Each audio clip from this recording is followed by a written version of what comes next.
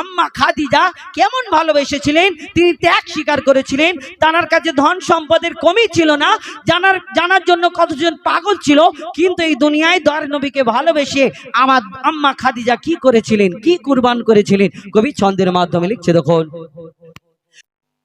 বাদশা পাগল ছিল, রাজা বাদশা পাগল ছিল আম্মা খাদিজার তরে। রাজা বাদশা পাগল ছিল আম্মা খাদিজার তরে। দয়ার নবীকে বেশেষে ভালো মা খাদিজা অন্তরে। দয়ার নবীকে বেশেষে ভালো মা খাদিজা অন্তরে। আর দয়ার নবীর কাছে ছিল না অর্থ ও সোনা দানা। দয়ার নবীজির কাছে ছিল না অর্থ ও সোনা দানা। নবীকে ভালোবাসে খাদিজা, অন্য কিছু চাহে না, অন্য কিছু চাহে না। বলা বলি করছে কতজন, এ জুড়ি একদম হলো না। বলা বলি করছে কতজন, এ জুড়ি একদম হলো না। কোথায় গরিব নবী মুহাম্মদ, কোথায় রানী মা খাদিজা, কোথায় রানী মা খাদিজা। আমার নবীর বিয়ে হলো, সব জায়গায় খবর হয়ে গেল, আর সবাই এসে এই কথাটা শোনার পরে বলা কওয়া করছে, কোথায় গরিব নবী মোহাম্মদ, আর কোথায় খাদিজা যিনি কত ধন সম্পদের মালিক, রানী জানাকে মালিকিন, আর জানাকে রানী ভাবি আমরা, আর কোথায় গরিব নবী মোহাম্মদের সঙ্গে বিয়ে হয়েছে। মোহাম্মদ হয়তো লোভেতে বিয়ে করেছে। কিছু মানুষের এই কাটি দেওয়া কথা বলা কিছু আদত আছে। দেখবেন আমাদের এই এলাকায় যখন বিয়ে হয়, নতুন কোনে বা বউ যখন বাড়িতে আসে, এলাকার কত খালা চাচি ভাবিরা এরকম বাচ্চা করে চল দেখে আসে কেমন বউটা হলো। আর এসে যাওক না যাওক একটা বদনাম করবে, কি বলবে, ওই হারো ওদের ছয়বদ্দিন এত সুন্দর দেখছে, বউটা কেন কালো মতো, টাকা পয়সা নিয়েছে মনে হয়, বলা কওয়া করবে। আর নালে বলবে হাতগুলো কি ছোট ছোট, কোনো খুঁত যদি না হয় কমসে কম বলবে চুলগুলো ছোট ছোট, একটা বদনাম করে যাবে। এই রকম কিছু মানুষ যারা চিন্তা করলেন ওই মোহাম্মদ হয়তো গরিব, আর ওই টাকা ধন সম্পদের লোভে আম্মা খাদিজার সঙ্গে বিয়ে করেছেন।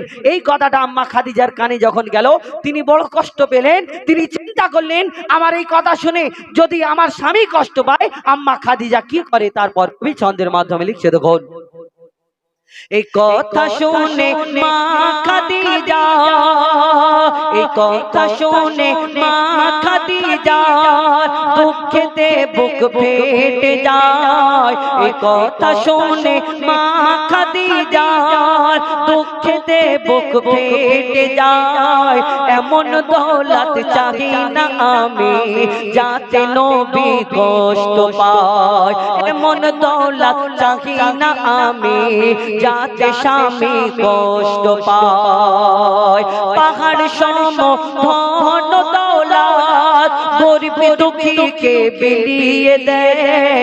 পাহাড় সম ধন দৌলত গরিব দুঃখীকে বিলিয়ে দেয়। বলে আমি গরিব আমিও, আমার স্বামী গরিব আমিও, গরিব নবীর বিবি হতে চাই, গরিব নবীর বিবি হতে চাই, গরিব নবীর বিবি হতে চাই। পাহাড় সম ধন দৌলত গরিব দুঃখীকে বিলিয়ে দেয়। বলে আমার স্বামী গরিব আমিও, গরিব নবীর বিবি হতে চাই, গরিব নবীর বিবি হতে চাই। সারা দুনিয়া হার মেনে যায় মা খাদিজার ভালোবাসায়। সারা দুনিয়া হার মেনে যায় মা খাদিজার ভালোবাসায়।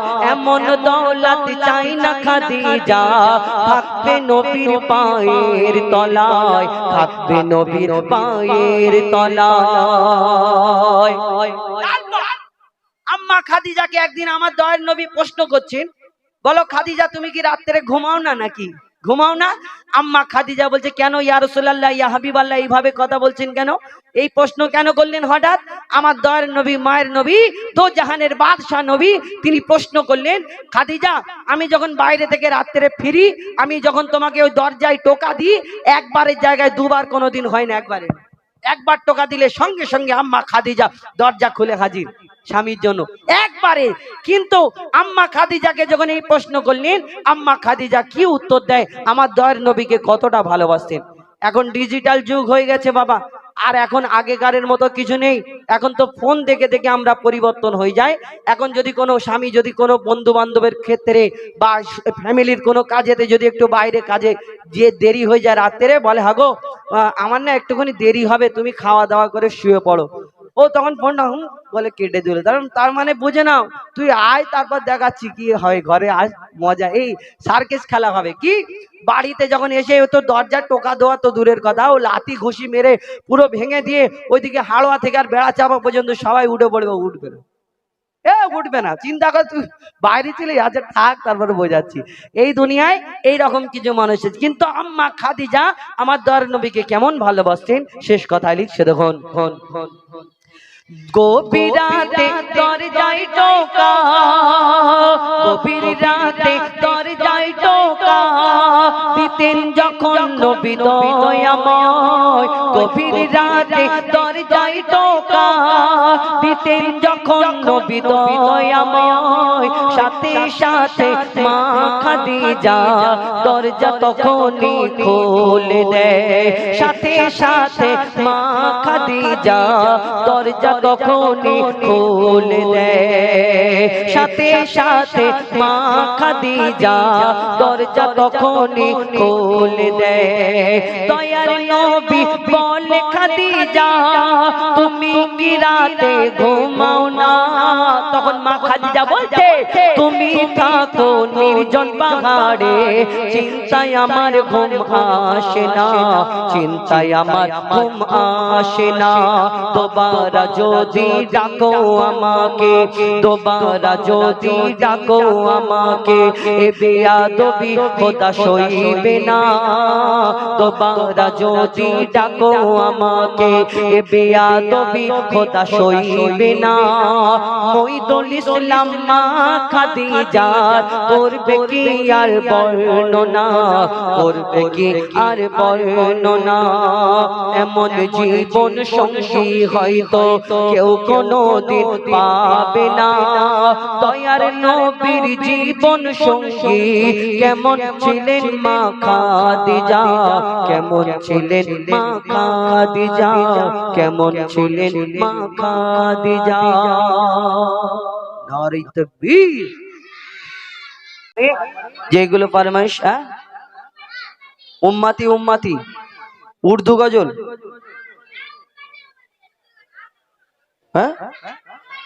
আমরা নবীর উম্মতি। আচ্ছা, তোমার উর্দু গজল, তোমার বিরহে দিল, আর তোমার রহমতে আলম। আচ্ছা ঠিক আছে, আচ্ছা ঠিক আছে, দেখি। বিরহে দিল পড়ে চারখার যে আমার ইয়া রাসূলুল্লাহ, বিরহে দিল পড়ে চারখার যে আমার ইয়া রাসূলুল্লাহ, আমার কেউ নেই তুমি ছাড়া সাহারা ইয়া রাসূলুল্লাহ, বিরহে দিল পড়ে চারখার, বিরহে দিল পড়ে চারখার যে আমার ইয়া রাসূলুল্লাহ, বিরহে দিল পড়ে চারখার যে আমার ইয়া রাসূলুল্লাহ, আমার কেউ নেই তুমি ছাড়া সাহারা ইয়া রাসূলুল্লাহ, আমার কেউ নেই তুমি ছাড়া সাহারা ইয়া রাসূলুল্লাহ। কত জনে দেখে তোমায় কলিজা শীতল হয়ে যায়, কত জনে দেখে তোমায় কলিজা শীতল হয়ে যায়, আমাকে দাও না দিদার, আমাকে দাও না দিদার একবার ইয়া রাসূলুল্লাহ, আমাকে দাও না দিদার একবার ইয়া রাসূলুল্লাহ, আমার কেউ নেই তুমি ছাড়া সাহারা ইয়া রাসূলুল্লাহ, আমার কেউ নেই তুমি ছাড়া সাহারা ইয়া রাসূলুল্লাহ, বিরহে দিল পড়ে ছারখার, বিরহে দিল ছারখার।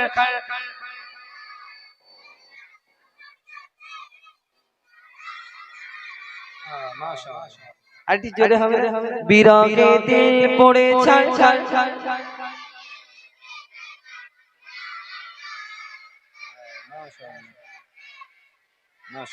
সাহারা ইয়া রাসূলুল্লাহ আমার কেউ নেই তুমি ছাড়া সাহারা ইয়া রাসূলুল্লাহ শুধু একবার দেখিতে চাই জীবনে আর যে চাওয়া নাই শুধু একবার দেখিতে চাই জীবনে আর যে চাওয়া নাই শুধু একবার দেখিতে চাই জীবনে আর যে চাওয়া নাই তুমি এই অসহায়েরি তুমি এই অসহায়েরি সহায় ইয়া রাসূলুল্লাহ তুমি এই অসহায়েরি সহায় ইয়া রাসূলুল্লাহ আমার কেউ নেই তুমি ছাড়া সাহারা ইয়া রাসূলুল্লাহ আমার কেউ নেই তুমি ছাড়া সাহারা ইয়া রাসূলুল্লাহ আমার কেউ নেই তুমি ছাড়া সাহারা ইয়া রাসূলুল্লাহ বিরহে দিল পড়ে ছাড় ছাড় বিরহে দিল পড়ে ছাড় ছাড় যে আমার ইয়া রাসূলুল্লাহ বিরহে দিল পড়ে ছাড় ছাড় যে আমার ইয়া রাসূলুল্লাহ কেউ নেই তুমি ছাড়া সাহারা ইয়া রাসূলুল্লাহ আমার কেউ নেই তুমি ছাড়া সাহারা ইয়া রাসূলুল্লাহ মুলাকাতের আশা বুকে নিয়ে মরি ধুকে ধুকে মুলাকাতের আশা বুকে নিয়ে মরি ধুকে ধুকে মুলাকাতের আশা বুকে নিয়ে মরি ধুকে ধুকে তুমি যে শাফায়াতকারী তুমি যে শাফায়াতকারী হাসরে ইয়া রাসূলুল্লাহ তুমি যে শাফায়াতকারী হাসরে ইয়া রাসূলুল্লাহ আমার কেউ নেই তুমি ছাড়া সাহারা ইয়া রাসূলুল্লাহ আমার কেউ নেই তুমি ছাড়া সাহারা ইয়া রাসূলুল্লাহ বিরহে দিল পড়ে ছাড় ছাড় বিরহে দিল পড়ে ছাড় ছাড় যে আমার ইয়া রাসূলুল্লাহ বিরহে দিল পড়ে ছাড় ছাড় যে আমার ইয়া রাসূলুল্লাহ আমার কেউ নেই তুমি ছাড়া সাহারা ইয়া রাসূলুল্লাহ আমার কেউ নেই তুমি ছাড়া সাহারা ইয়া রাসূলুল্লাহ আমার কেউ নেই তুমি ছাড়া সাহারা ইয়া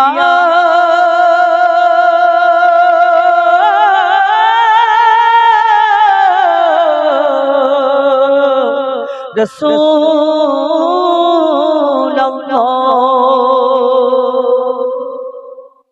ঠিক আছে খুশি এবার পরবর্তী শিল্পী এদের কণ্ঠ থেকে একটা দুটো শুনুন কি রহমতে আলম তাই তো এদের কণ্ঠ থেকে শোনো তারপরে করো প্রশ্ন করি তোমার তার জবাব দাও আমার প্রশ্ন করি একটু ইকো দেবে এ আবার হাঁপিয়ে যায় একটু ইকো দাও মোটা হয়ে গেছে তো সবাই তো কম একদম কম রাখো হালকা একদম না হওয়ার ঠিক আছে চলো প্রশ্ন করি তোমার তার জবাব দাও আমার দাও ঠিক করো ঠিক আছে প্রশ্ন করি তোমার তার জবাব দাও আমার না যদি দাও জবাব কি করব ফাইন করব আচ্ছা ঠিক আছে প্রশ্ন করি তোমার তার জবাব দাও আমার না যদি দাও জবাব করব ফাইন তোমার ঠিক আছে বেশি করে ফাইন করবে আজ টাকা অনেক টাকা আছে আচ্ছা ঠিক আছে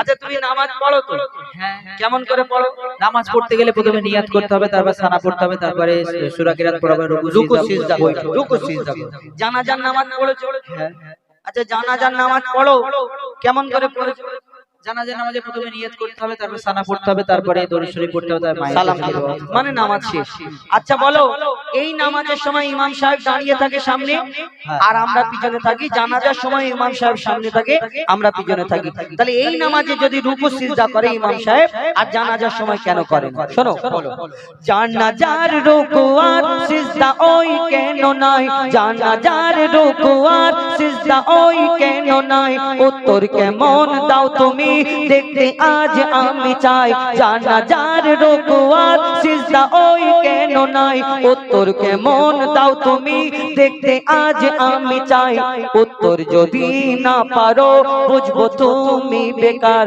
উত্তর যদি না পারো বুঝবো তুমি বেকার না যদি দাও জবাব করবো ফাইন তোমার নারী তাকবীর। আচ্ছা তুমি বললে জানাজায় রুকু সিজদা নাই কেন? উত্তর তো দেবো, কারণ 8-9 বছর তোমার সাথে ঘুরছি, পুরো বেকার বল। কিছু তো শিখেছি। বলছি একবার তাকবীর দাও তো, নারী তাকবীর। হ্যাঁ, তোদের মনে হয় আমি পারবো তো উত্তর দিতে? হ্যাঁ হ্যাঁ, কার কার পারবে একটু হাত তুলে দেখাও দেখো। মাশাআল্লাহ মাশাআল্লাহ, আজকে আমি জিতে বাড়ি যাবো ইনশাআল্লাহ। হ্যাঁ, যারা যারা হাত তুলেছি একে কান ধরাবো শেষেতে, এ কান ধরলে তোরাও কান ধরবি, ঠিক আছে? আচ্ছা তুমি স্যালেন্ডার হচ্ছে তো, দেখো তোমাকেই কান ধরাবো। যাই হোক, তুমি বললে জানাজায় রুকু সিজদা নাই কেন, এমনি নামাজে যদি রুকু সিজদা থাকে তাহলে মন দিয়ে শোনো।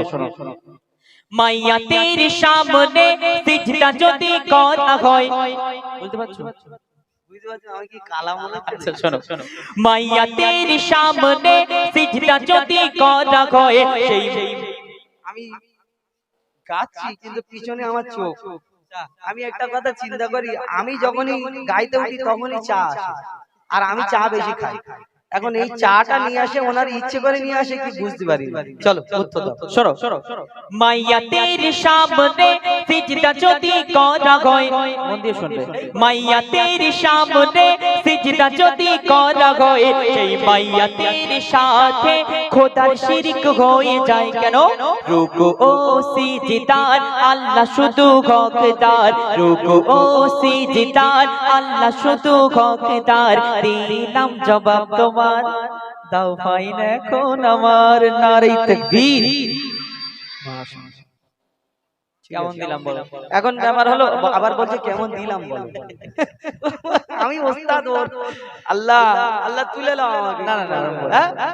এখন ব্যাপার হলো, ও তুমি বললে ইমাম সাহেব নামাজ পড়ায় এবং জানাজাও পড়ায়, কিন্তু ইমাম সাহেব নামাজের সময় রুকু সিজদা করে, জানাজার সময় এই কারণে রুকু সিজদা করে না।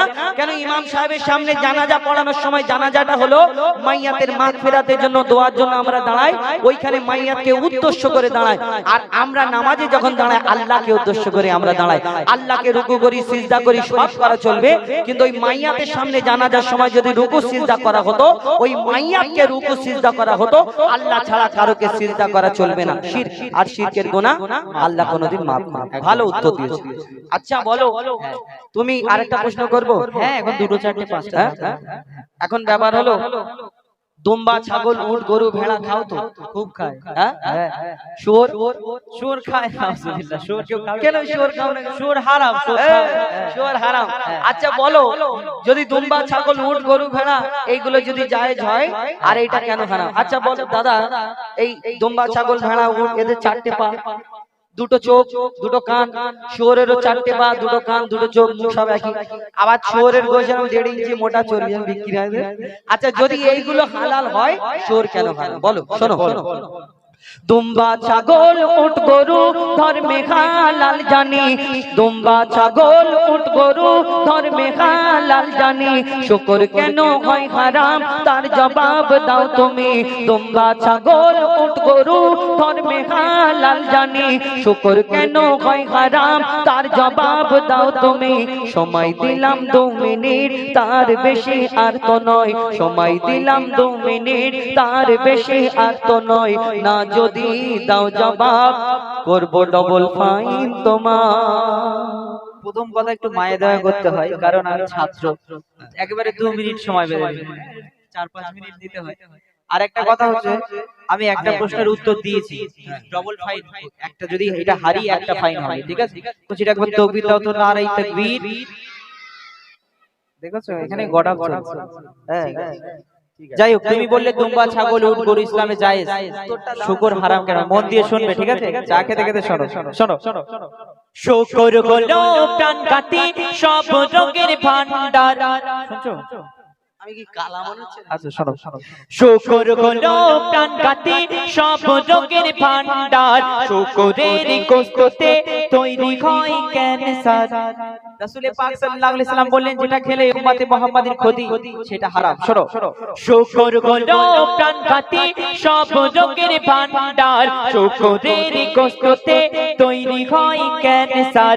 চরিত্রহীন এই পশু এর জোড়া নাই গো আর, চরিত্রহীন এই পশু এর জোড়া নাই গো আর। দিলাম জবাব তোমার, দাও ডবল ফাইনামা। নারে তাকবীর। যা এত ভোল্টেজ কমে গেল কেন? একবার জোরে দাও নারে তাকবীর। ঠিক আছে, একবার আল্লাহু আকবার। আমার আর কিছু বলার এখন নেই। ব্যাপার হলো, হ্যাঁ, তুমি বললে রাসূল পাক সাল্লাল্লাহু আলাইহি সাল্লাম বলেছে যেটা খেলে উম্মতে মুহাম্মাদির জন্য ক্ষতিকর, আর এই শুকরের গোশে 100% ক্যান্সারের সম্ভাবনা আছে। আমার নবী যেই দিন থেকে যেটা হারাম বলেছে সেটা আমরা সেই দিন থেকে মেনে, যেমন মদ খাওয়া খেত, কিন্তু যেই দিন থেকে আমার রাসূল পাক সাল্লাল্লাহু আলাইহি সাল্লাম ঘোষণা করলেন সেই দিন থেকে মদকে আমরা মুসলমান হারাম। সেই রূপ এই শুকরের গোশ, এই কারণে আমরা খাইনি, এতে ক্ষতি আর এতে ক্যান্সারের সম্ভাবনা। ভালো, দুটো প্রশ্ন জিতে আছি। জিতে আছো? গজিরা তাকবীর দাও তো দেখি, নারে তাকবীর। আচ্ছা, তোমার কাছে আর কিছু আছে? আর কিছু আছে বলতে পারো? তোমাকে আমি দুটো প্রশ্ন করব। আমাকে করবে? হ্যাঁ, ঠিক আছে, জলদি করো। রেডি? হ্যাঁ, রেডি তো? ঠিক আছে। শোনো, ভূমিকাতে করবো না সুরে করবো? আমি কিসে করছি? আচ্ছা শোনো, মন দিয়ে শুনবে কিন্তু, ঠিক আছে? শোনো। মরা মাছ ইসলামে খাওয়া যে নয় হারাম। কি মরা মাছ ইসলামে খাওয়া হারাম? এই জন্য তখন থেকে বলছি শুনছো তো বুঝতে পারছো, খালি রেখে যাচ্ছিল। আমি বললাম মরা মাছ খাওয়া নয় যে হারাম। নয়, তাই হ্যাঁ, ভাবি মাছ মরে পচে শুকিয়ে শুকো মাছ দিয়ে বেগুন দিয়ে রান্না করে নিতে, তাহলে আবার হারাম কি করে? বলো। শোনো, মরা মাছ ইসলামে খাওয়া যে নয় হারাম, মরা মাছ ইসলামে খাওয়া যে নয় হারাম, কিন্তু মরা মুরগি ওই খাওয়া কেন হারাম? কিন্তু মরা মুরগি কেন খাওয়া হারাম? হ্যাঁ, বলো। শোনো, মরা মাছ ইসলামে খাওয়া যে নয় হারাম, কিন্তু মরা মুরগি ওই খাওয়া কেন হারাম? আশা রাখি এর জবাব দেবে সঠিক আমার, আশা রাখি এর জবাব দেবে সঠিক আমার। না যদি দাও জবাব কি করবো ফাইন তোমার। তুমি বললে মরা মাছ যদি খাওয়া চলে, মরা মাছ মুরগি তো জবাই করে দিলে মরে যায়। জবাই করার আগে তিন মারে হয়। ও মানে হ্যাঁ, তাই বলো। কেন টুপিওয়ালা দাড়িওয়ালা লোক দেখবে হোটেলে রেস্টুরেন্টে যদি যায়, গিয়ে যদি দেখে আবার কেউ মদ খোর, সে মুরগি কিনতে যায়, বলে হালাল করা, এদিকে চালিয়ে দিচ্ছে, আবার এদিকে হালাল করা। কেন? মুসলমান এই জানে যদি ওই মুসলমানের সামনে যদি ওই ঘাড় মোটকে দিয়ে সেই মুরগিটা খালকোশ করে দেয়, কোনোদিন খাবে না। অন্য ধর্মে হয়তো চলে, কিন্তু আমাদের ধর্মে কেন চলে না, এটা বোঝার ব্যাপার আছে। আমরা জবাই করা ছাড়া কেন খাই না? কবি ছন্দের মাধ্যমে লিখছে, দেখো। শোনো ভাই, মুরগি ওই যখনই মারা যায়, শুধু হাসলে হবে না, ভালো করে বুঝবে, শেষে বলবে না আমি বুঝতে পারি, একদম ভালো করে বুঝবে। শোনো, শোনো ভাই, মুরগি ওই যখনই মারা যায়, শোনো ভাই, মুরগি ওই যখনই মারা যায়, ওর যত রক্ত সব, ওর যত রক্ত সব গোস্ত ওই শুষে নেয়, রক্তে থাকে জীবাণু, গোস্ত দূষিত হয়, যদি জবাই করা হয় রক্ত সব বেরিয়ে যায়, তবে রক্ত পান হয় হারাম, এই যে হুকুম খোদার, রক্ত পান হয় হারাম, এই যে হুকুম খোদার। দিলাম জবাব তোমায়, কি করবে বলো এখন আমার?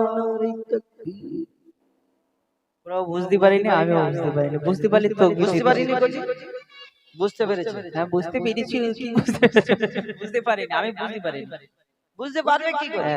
তুমি তো মাথা মোটা, হ্যাঁ, হেড়ে মাথা, এ কল্লা বড়, তো ওই কারণে বোঝে না। 8 বছর আমার সাথে আছে, কল্লা বড়। এখন ব্যাপার হলো, আমি বললাম মরা মুরগি আমরা কেন খাইনি? মুরগির ভিতরে রক্ত চলাচল করে, জবাই করে দিলে সেই রক্তটা বেরিয়ে যায়, আর ইসলাম শরিয়াত বলছে রক্ত পান করা হারাম। আর মুরগি ওই কিল মেরে বা ঘাড় মোটকে মেরে দিলে ওই সঙ্গে সঙ্গে মুরগির ভিতরে যে মাংসটা আছে ওর ভিতরে রক্তটা চলাচল করে, বন্ধ হয়ে যায়, ওই রক্তটা আস্তে আস্তে মাংসের ভিতরে ঢুকে যায়। আর যদি জবাই করা হয় রক্তটা বেরিয়ে গেল তাহলে পরিষ্কার, তাহলে রক্তটা আর পান করা হবে না। আর যদি জবাই না করার আগে মারা যায় ওই রক্তটা মাংসের ভিতরে ঢুকে গেল, সেই মাংস খাওয়া মানে রক্ত খাওয়া সমান, রক্ত খাওয়া হারাম, মাংসটা খাওয়া সমান। মাশাআল্লাহ মাশাআল্লাহ, বহুত খুব খুব সুন্দর হয়েছে। আর কিছু আছে? আর একটা কোশ্চেন করব তোমাকে, এই প্রশ্নটা যদি উত্তর দিতে পারো তোমাকে আমি জিত ঘোষণা করব। জিত তো হবে, কিন্তু কান ধরে মাপ চাইবে। কান ধরা যায় এত বড়? না আমি চাইবো। তুমি পারবে না, আর না কান ধরলে একটা খারাপ আমি ব্যাপার, আমার কান ধরে অবস্থা। মাপ চাইবো যদি আমি হেরে যাই। আর তুমি চাই, তুমি হারলে কান ধরে মাপ। হ্যাঁ হ্যাঁ ঠিক আছে, চলো চলো মন দিয়ে শুনবে, ঠিক আছে? শোনো। কোরআনের কোন সূরায় বলো বিসমিল্লাহ না, বুঝতে পারছো? এত বিদা নারী তাকবীর।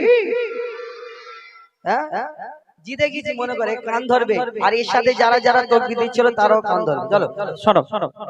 কোরআনের কোন সূরায় বলো বিসমিল্লাহ না, কেমন তুমি বাহাদুর তার প্রমাণ দেখতে চাই। কেন আমি কোন জায়গায় বলেছি আমার নাম এমডি বাহাদুর ইসলাম? বাহাদুর মানে মহান না, আমার আচ্ছা, মহান হওয়া আচ্ছা আমি দরকার। চেঞ্জ করে দিই। শোনো। কোরআনের কোন সূরায় বলো বিসমিল্লাহ না, কেমন তুমি ওস্তাদ তার প্রমাণ দেখতে চাই। মনে হয় এর জবাব নাই কাছে গো তোমার, মনে হয় এর জবাব নাই কাছে গো তোমার। না যদি দাও জবাব করব ডবল ফাইন তোমার। আইনের কথা বলে যাবেন, কান ধরার জন্য রেডি হবে। শোনো, তাহলে মন দিয়ে শুনে নাও ছোট ভাই, তাহলে মন দিয়ে শুনে নাও ছোট ভাই, কোরআনের সূরা তাওবাতে বিসমিল্লাহ। কান ধরে জানো, তাহলে মন দিয়ে শুনে নাও ছোট ভাই, কোরআনের সূরা তাওবাতে বিসমিল্লাহ নাই। এবার তুমি হার স্বীকার করো সামনে সবার, এবার তুমি হার স্বীকার করো সামনে সবার। দিলাম জবাব তোমায়, কান ধরার জন্য হও তৈয়ার। নারে তাকবীর। মাশাআল্লাহ মাশাআল্লাহ, বহুত খুব সুন্দর হয়েছে। খুব না, কান ধরো। কান ধরতে হবে। খুব না, কান ধরো। বড় হয়ে গেছে এত বড়? না বড় হও আর ছোট হও, তুমি কান ধরো। আচ্ছা ভুল হয়ে গেছে। না ধরো। হ্যাঁ ভালো করে বলো, মা ভুল হয়ে যার করবো না। আচ্ছা ভুল হয়ে হ্যাঁ শোনো, যাই হোক এই গজলের উদ্দেশ্য খারাপ কিছু নাই। আমরা তুলে ধরলাম একটা প্রশ্ন উত্তরের গজল। কেন একটা না হাম নাদ এবং ঘটনামূলক গজল হতে হতে কি হয়, সব রকম গজল বললে মানুষের একটু ভালো লাগে। তো এখন আমি আপনাদের সম্মুখে তুলে ধরলাম একটা এই কি বলে প্রশ্ন উত্তরের গজল। এখন একটা ফরমাইশ মোতাবিক গজল বলি যে আল্লাহ আমিন নবী আমার হরিণীর ঘটনা আপনারা শুনেছেন। আমার এক ভাইয়ের ফরমাইশ, আমি ছোট করে বলবো, তারপরে ইনশাল্লাহ আবারও কিছু নিত্য নতুন গজল তুলে ধরবে ইনশাল্লাহ। তো এখন এই হরিণীর ঘটনা, এই গজলটা আমার গজল নয় এবং আমাদের কারণ নয়। এই গজলটা যিনি গিয়েছিলেন সর্বপ্রথম, জানার নাম হলো গজলের সম্রাট জানাব ইশকে হাবিব সাহেব। আমরা এখন এই তানার গজলটা এই শরীর খারাপ হওয়ার সময় তানার অনেক গজল আমরা বলতাম।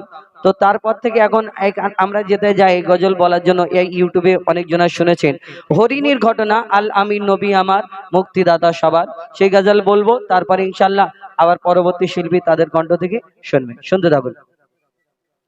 আল আমিন নবী আমার মুক্তি দাতা সবার, আল আমিন নবী আমার মুক্তি দাতা সবার। খোদা যারে বন্ধ করে দিল যে উপহার, আল আমিন নবী আমার মুক্তি দাতা সবার, আল আমিন নবী আমার মুক্তি দাতা সবার।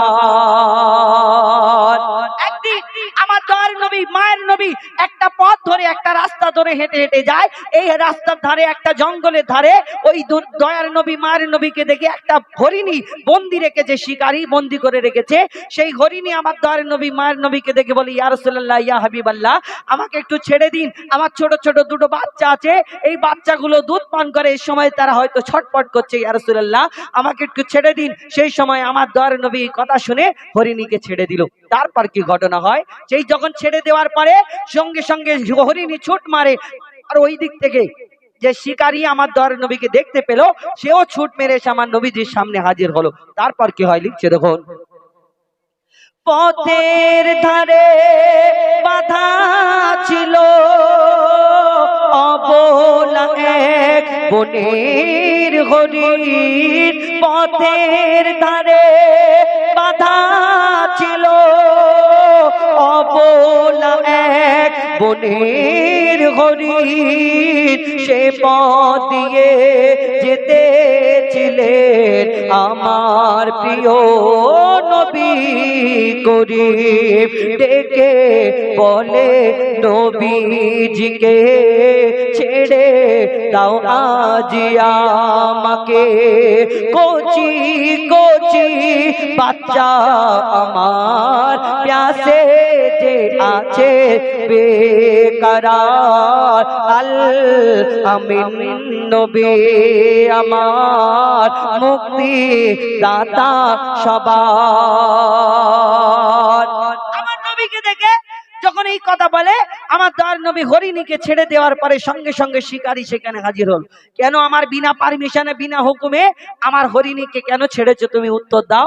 আমার দয়ার নবী মায়ের নবী বলছে, শোনো শিকারী, তোমার এই হরিণীর ছোট ছোট বাচ্চা আছে, দুধ পান করাতে গেছে, ও ফিরে আসবে।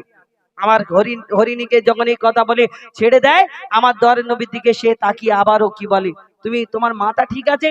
তুমি কে? তুমি আমার বিনা পারমিশনে বিনা হুকুমে ছেড়ে দিলা, তুমি বলছো হরিণী আসবে, অবলা জন্তু ফিরে আসে। আমার নবী বলছে, শোনো শিকারী, তোমার হরিণী যদি না আসে আমি এখানে হাজির থাকবো, আর তোমার যদি বিশ্বাস না হয় তুমি আমাকেও বেঁধে রাখো, দরকার পড়ে শিকল দিয়ে বেঁধে রাখো, আমাকে তালা মেরে দাও, আমি যাব না এখান থেকে যতক্ষণ না তোমার হরিণী ফিরে আসে। তারপর কি হয় কবি ছন্দের মাধ্যমে লিখছে দেখুন, হরিণ যখন ছেড়ে দিল শিকারী এক তখন এলো, হরিণ যখন ছেড়ে দিল শিকারী এক তখন এলো, বলে বিনা হুকুম আমার হরিণ কেন ছাড়া পেল, দয়ার রাসূল বলে তারে যত কন্যা আসে ফিরে, দয়ার রাসূল বলে তারে যত কন্যা আসে ফিরে, বেঁধে রাখো তুমি আমার এই আবেদন যে আমার, আল আমিন নবী আমার মুক্তি দাতা সবার।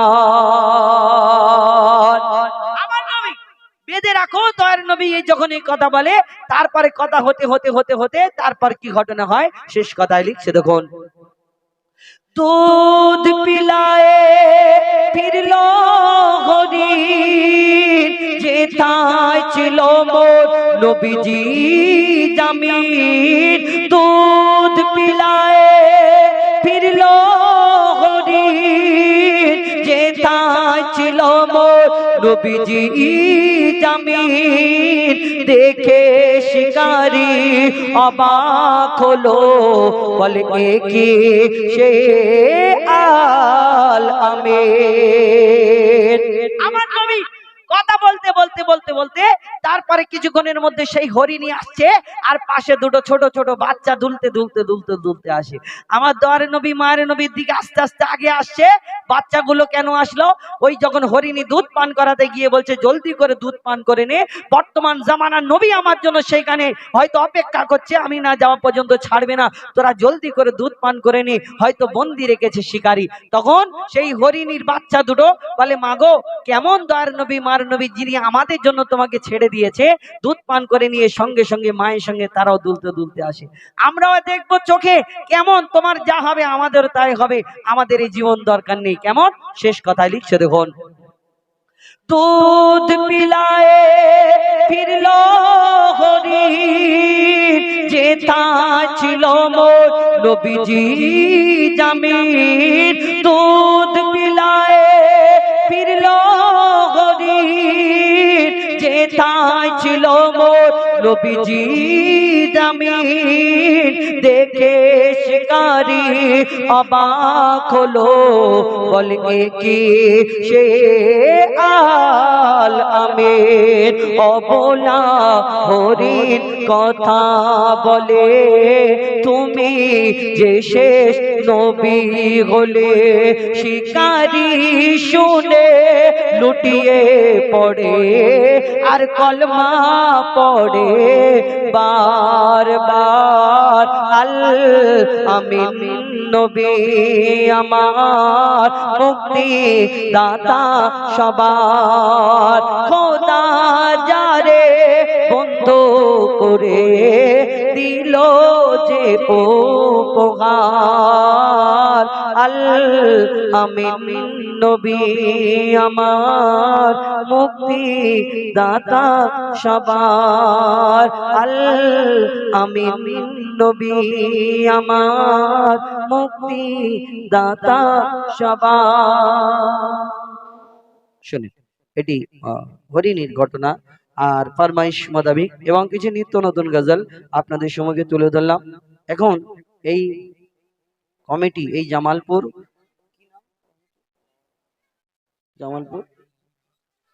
জামালপুর যুব কমিটির পরিচালনায় যে সুন্দর অনুষ্ঠান আমার ভাইরা সাজিয়েছেন, তো সেই কমিটিকে নিয়ে ছোট্ট করে একটি গজল পরিবেশন করে শোনাবো।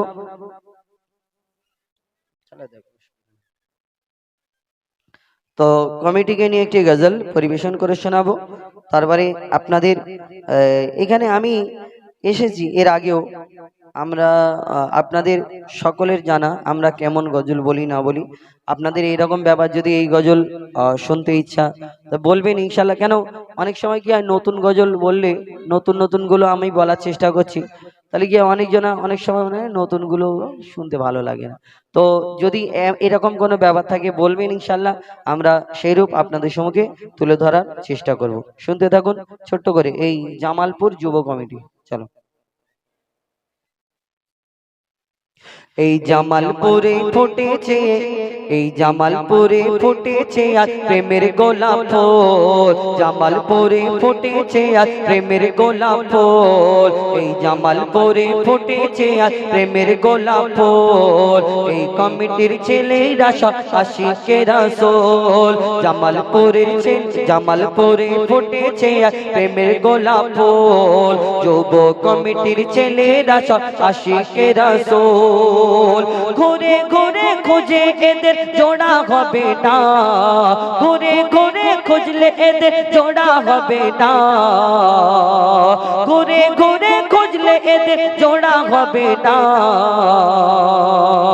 এই যুব কমিটি সবার সেরা, এদের হয় না সমতল। যুব কমিটির হয় না সবার সেরা, এদের হয় না সমতল।